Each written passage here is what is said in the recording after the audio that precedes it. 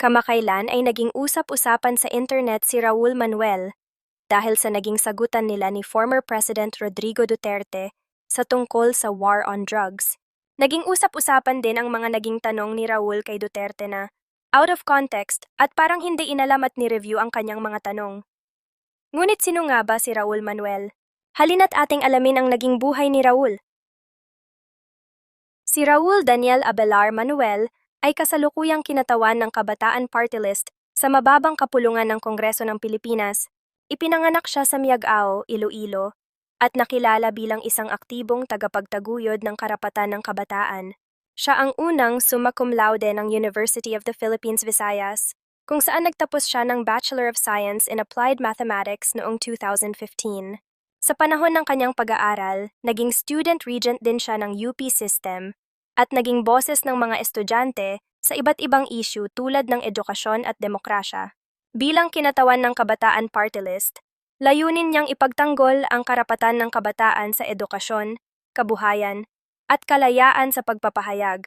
Noong 2022, nahalal siya bilang kongresista sa ilalim ng Makabayan Bloc at nagpatuloy siyang magtaguyod ng mga batas para sa kapakanan ng kabataan, tulad ng pagtutol sa mandatory ROTC at pagsusulong ng mas mataas na budget para sa edukasyon. Kamakailan, inakusahan si Manuel ng pagkakaroon ng ugnayan sa Communist Party of the Philippines, CPP, at New People's Army, NPA, ayon sa mga pahayag ng dalawang individual na nagsasabing dating miyembro ng CPP-NPA.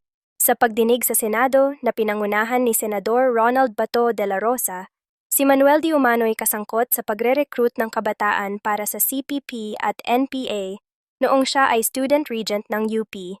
Si Arian Jane Ramos, dating tagapangulo ng Gabriela Youth sa Mindanao, at Kate Roca, na parehong nagsabing dating kasapi ng CPP-NPA, ang nagbigay ng testimonya laban kay Manuel.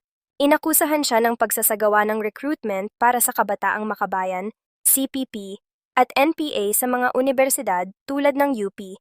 Mariing itinanggi ni Manuel at ng Kabataan Party List ang mga akusasyon na tinawag nilang walang basehan at bahagi ng kampanyang paninira.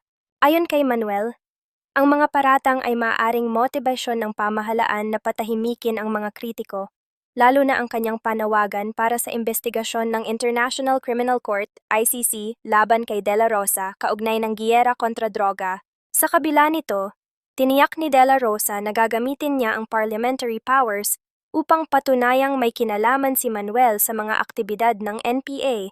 Ang mga alegasyon laban kay Manuel ay bahagi ng mas malawak na issue sa Pilipinas tungkol sa insurgency at mga aktibidad ng mga makakaliwang grupo.